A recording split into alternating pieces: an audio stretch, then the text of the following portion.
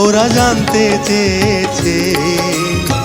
ও গো প্রিয়তমা, ওরা জানতে চেয়েছে তুমি আমার সোহাগিনী হলে কেমনে, বলো তুমি আমার সোহাগিনী হলে কেমনে।